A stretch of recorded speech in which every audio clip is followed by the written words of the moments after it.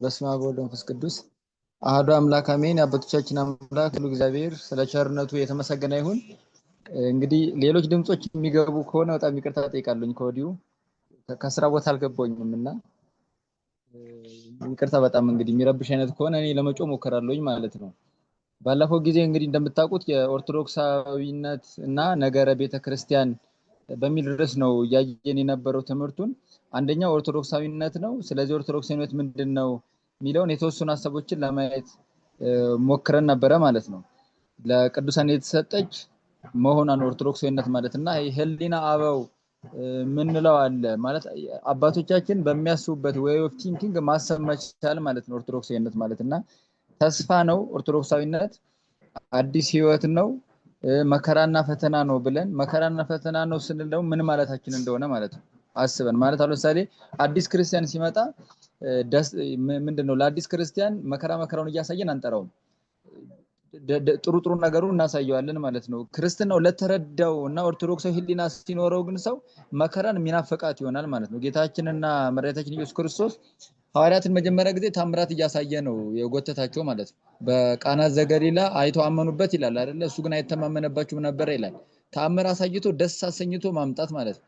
በኋላ ላይ ግን በታምር የጎተታቸውን በትምህርት ሲያጸናቸው አየን። በትምህርት ሲጸኑ በማቴዎስ ወንጌል ምዕራፍ 10 ላይ ለመከራ ነው ሲልካቸው ያየ ነው ማለት ነውና እነ ቅዱስ ጳውሎስ የሚያደርጉት እንደዛ ነው። ጢሞቴዎስን አብረኝ መከራ ተቀበል እያለ ሲለው ሰምተናልና ስለዚህ ክርስትና ፈተናና መከራ ነው ስንል ራሱ ይሄንን አባባል ራሱ ለመረዳት ኦርቶዶክሳዊ ህሊናን ይጠይቃል። ባለፈው እንዳየነው ማለት ነው። መገለጥ ሃይማኖት ነው ብለን አይተናል። ኦርቶዶክሳዊነት መገለጥ ነው ማለት ነውና ልክ መገለጥ ነው ሲባል ደግሞ ገሌ ተገለጠልኝ እያሉ ዝም ብሎ አዲስ መንገድ መሄድን አይደለም። መገለጥ መተባበር ያለበት ነው። ምን ማለት ነው?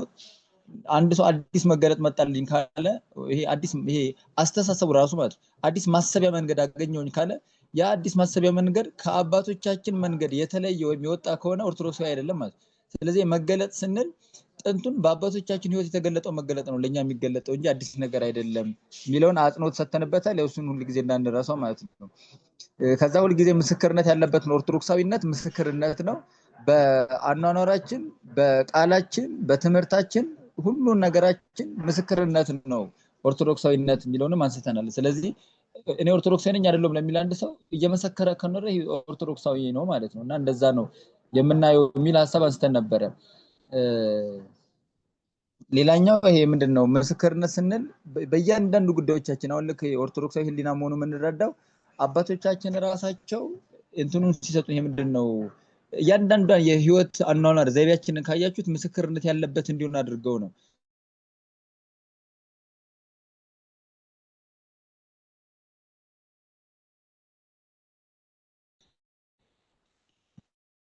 እና ስለዚህ ያንን ማሰብ እጅግ አስፈላጊ ነገር ነው። የኦርቶዶክስ ህሊና ሲኖረን ነው እንደዚህ የምንሆነው ማለት ነው።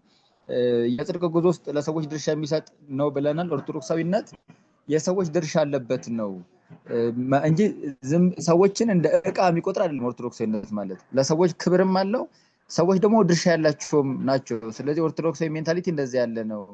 ይሰማል አይደለ? ይሰማል መምህር ይሰማል። እሺ ማይሰማ ከሆነ ትነግሩኛላችሁ። እሺ ስለዛ የኦርቶዶክሳዊነት ማለት እንደዚህ ያለ ነው። ለሰዎች ድርሻ የሚሰጥ ነው ኦርቶዶክሳዊነት ማለት ነው።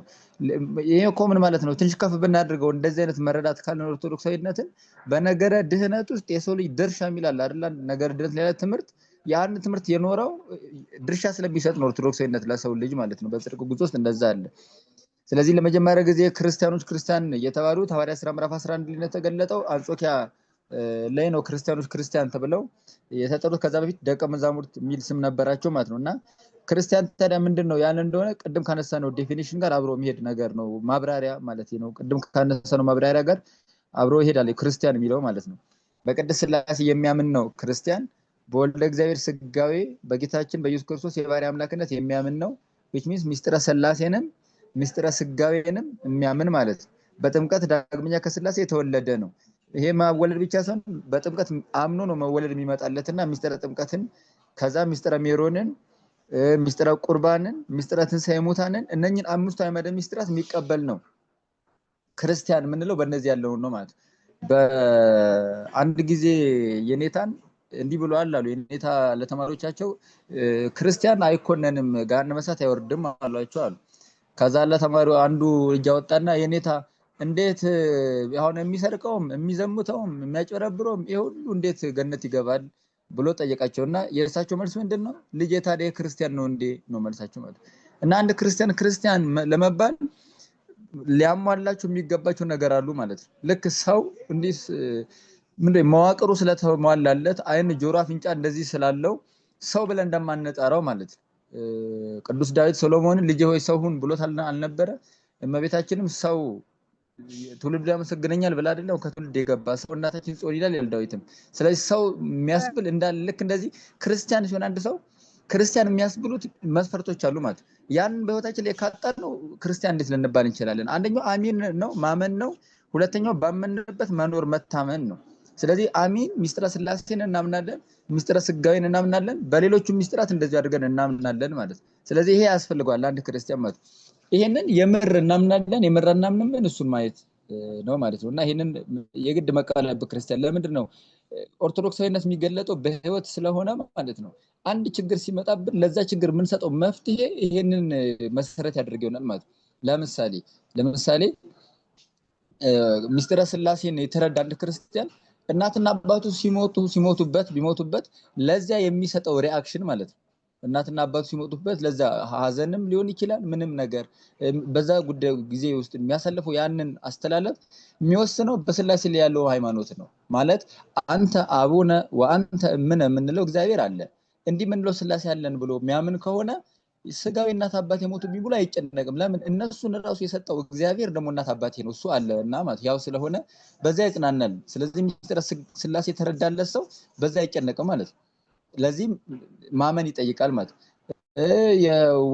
ሚስጥረ ስጋዌን የሚረዳ ሰው የሚያምን ከሆነ የምር ማለት አንድ መልካም በመስራቱ ምክንያት ክፉ ነገር ሲገጥመው የሚያሳየውን ሪአክሽን ይወስናል ማለት። አሁን ለምሳሌ በጎ ባደረገ ቁጥር ሰዎች ክፉ የሚመልሱለት ከሆነ ወይም እሱ ጥሩ ነገር እየጠበቀ ክፉ ነገር የሚገጥመው ከሆነ ተበሳጭቶ ምናምን ሆኖ ከመስመር አይወጣም ማለት ነው። ለምን ወልደ እግዚአብሔርን ያስባላ ክርስቶስ ለኛ ብሎ ከሰማይ ወረደ ማለት ወስተዚያው መጻ እንዳለ ዮሐንስ ወእሊያውሰ ይተወክፉ ይላል። ከዛ ዮሐንስ ወንጌል ምዕራፍ 1 ላይ ወደ ገዛ ወገኖቹ መጣ ይሄንና የገዛ ወገኖቹ አልተቀበሉትም ይላል። የመጣላቸው እንጀራ ሆኖ እንዲመገቡት ነው ሩባቸው ተመልክቷቸው ነበርና ማለት የመጣላቸው ሰው ልጅ ተጠምቶ ተመለከተ ህይወቱ ሆኖ አጠጥቶ ሊያረካን ነበረ። የመጣልን በጨለማ ሆነን አየን ብርሃን ሆኖ ሊያበራልን ነበረ። መንገድ ጠፍቶን ስንባዝን አየን መንገድ ሆኖ እንድንሄድ ነበር የመጣልን። ቤት አተን ስንባዝን አየን ቤት ሊሰጠን መጣ። ግን አልተቀበልነውም ማለት ጭራሽ የሰው ልጅ መስቀል ላይ ሰቀለው አምላኩን ማለት። ይሄንን የሚረዳ ሰው አምላኬ ለራሱ እንዲሆኑ ብሎ ያስባል እንጂ በክርስትና ህይወቱ ወደ ኋላ አይንገዳገድም። ምንም ቢሆን ስታንድ ባይ መሆን ይችላል ለዚህ ዓለም ፈተና ማለት ነውና ስለዚህ ክርስቲያን ማለት እንዲያለው ነው ክርስቲያን። እና ክርስቲያን ምንባለው ይሄን ስናም ህይወቱ ደግሞ ሃይማኖቱ በህይወት የሚገለጥ ስለሆነ ነው። በሚስጥረ ጥምቀትም እንደዛ ነው። የዚህ ዓለም ሀብት ንብረት ምንም ቢሆን ዳ የሆነ አንድ ሰው ግን የተጠመቀ ከሆነና የምር በሚስጥረ ጥምቀት የሚያምን ከሆነ በዛ አይበሳጭም አይጨነቅም እንደው በቃ ሌላ ነገር ውስጥ አይገባም ማለት ነው። ምክንያት ካል በጥምቀት በኩል ያገኛት ጸጋ ዓለም ብትሰበሰብ እንደማትሰጠው ያምናልና ማለት ነው። እንደዛ እኮ ማለት ለምሳሌ ክርስቶስ ምንድነው በደሙ ነው የገዛን አይደለም? በወንጌልም እንደተነገረን ነው። ዲያብሎስ ምንድነው ያለው ክርስቶስን የማቴዎስ ወንጌል ምዕራፍ 4 ላይ ክብር ይግባውና አምላካችን ወድቀ ብትሰግድልኝ አለ ይሄንን ሁሉ የዓለም ንብረት እሰጣለሁ አለው አይደል? ባያደርገውም ማለት እኛ ግን ምንድነው የምንረዳው በዚህ ንግግር ውስጥ ለካ የዓለም ሁሉ ንብረት እና አንድ ነፍስ እንግዲህ ክርስቶስን አምላክ ብሎ ስለማያምን ነው ሰይጣን ያን እየፈተነው ጥርጥሩ ስለሆነ እንደ አንድ ሰው እያየው ስለሆነ ለካ አንድ ሰው ለማግኘት ብሎ ሰይጣን ዓለምን በሙሉ ሊተው ይችላል ማለት ነው። ለምን አንድ ሰው ከዓለሙ ሁሉ ውድ ስለሆነ እጅግ ማለት ነው። እና ከተራራው ከሸንተረሩ ከቤተ መንግስቱ ከፎቁ ከምናምኑ ሰው ይበልጣል ማለት ይሄንን የምንረዳው ግን ጥምቀትን ያመነ ህሊና ነው ይሄን የሚረዳው ማለት የሰው ልጅ ክብርነት የሚረዳው ጥምቀት ያመነው ሰውና በጥምቀት ያገኘና ጸጋ የእግዚአብሔር ልጅ የመሆን ጸጋ ነው። ያቺ ጸጋ ደግሞ ከየትኛው የዓለም ስጦታ ጋር ትወዳደራለች ማለት አትወዳደር። አንድ መምህር ምን ሲሉ ሰምቻቸዋለሁ ዓለም እንደፈለገ ንብረት ቢሰጠኝ የዓለምን ንብረት በአንድ ፈቃድ እግዚአብሔር አልቀይሮም ብለዋል። የኔታ ናቸው እና ያስደንቃል የሳቸው ከልባቸው እንደዛ ስለሚሉ ማለት አንድ ፈቃድ እግዚአብሔር የምትለዋን እንኳን እናስረሳን እንውሰድብህና የሀገር ሀብት ንብረት እንስጥ ቢሉኝ አልሰማቸውም ያቺ ትበልጥብኛለች አሉ። ሪሊፉን ስለሚያውቁት ነው የሚያገኙትን በዛ እሳቸው ማለት ነውና ልክ እንደዚህ ነው። በቅባ ሜሮን ያገኘውን ጸጋ ብናስብ፣ በቅዱስ ሥጋው በክቡር ደሙ ያገኘውን ጸጋ ብናስብ፣ ኋላ በትንሣኤ ምን የሚኖረን ህይወት ስናስብ ክርስቲያን ማለት ይሄንን የተረዳና በዚህ ህሊና ውስጥ የሚኖር ነው ሁሉ ጊዜ እንደዛ ነው። ለምሳሌ አንድ ነገር ላንሳና እንለፉ ይሄንን መጨረሻው ላይ የትንሣኤው ላይ ማለት በዓለምም በቤተክርስቲያንም የታመነ እውነት አለ። ዓለም የምታምነው ማትክደው ቤተክርስቲያን የምትሰብከው እውነት አለ። ምንድነው? ሞት የሚባል እውነት። ስለዚህ ማንም ሰው ይሞታል። ሰው ልጅ የተባለ ባጠቃላይ እንግዲህ ሳይንሱ ይሄንን በጣም ስላመነው ለሞት መድኃኒት መስራት እንኳን ሲያስብ አናየውም። ለምን? ህሊናው ስለተቀበለው በቃ ማን is mortal ሚል ተቀብሎታል ማለት። አሁን ይኸው ትሞታለህ ትላለች ቤተክርስቲያን። ኦ ሰብ ለተሞትከ ተዘከር አይምር ወጠይቅ ኡቅ ወለቡ ይላል ጭራሽ ማለት። በየግዕዝ ጠባይ ነው። አንድ ነገር በሁለት ግዕዝ ተጨፍሮ ሲናገር በጣም አጽሮ መስጠት ነው ለዛ ነገር ማለት። ለምሳሌ ሆረ ወሐለፈ ካለ ሄደ እና አለፈ ተብሎ አይተረጎምም። እልም ብሎ ሄደ ተብሎ የሚተረጎም።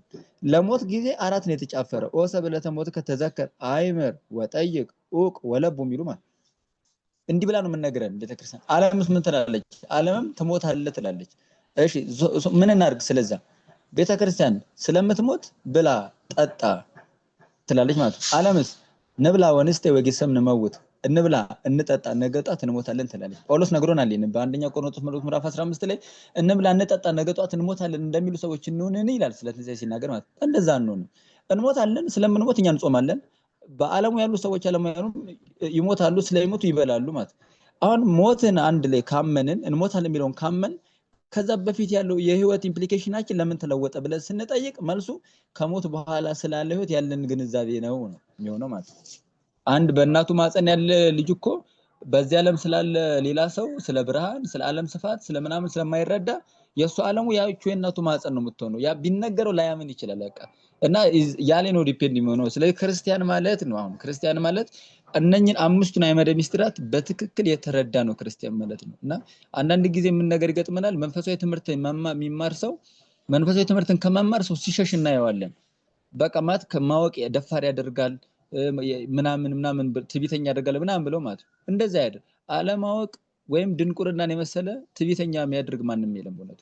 አለማወቅ ነው ሰው ትዕቢተኛ የሚያደርግ እንጂ ቢያውቅማ እንዴት ትዕቢተኛ ይሆናል? ለምንድን ነው ይሄንን የምንለው ነው? ይሄንን የምንለው አባቶቻችን ስለምናውቃቸው ነው። ከመጽሐፍት ጉባኤ ቤት የሚወጡ መምህራን እኮ መጽሐፍ ተምረው ጨርሰው ሲወጡ እንዴት ያለ ስብር ያሉ ትውታ እንደሚሆኑ በአይናችን ነው የምናየው። ህያው ምስክርነት ስላለን ማለት ነው። እና ስለዚህ ያን መማር ጥሩ ነገር ነው። በነገራችሁ ላይ ከዚህ ጋር በተገናኘ ቅድስናን ኦርቶዶክሳዊነት መቀደስ ስለሆነ ቅድስና ለራሱ የሚመጣው መንፈሳዊ ዕውቀት ያለው ሰው ነው። መንፈሳዊ ዕውቀት ከሌለ ቅድስና ሊመጣ ይችላል ጨርሶ አይመጣም። በእውነቱ አይመጣም።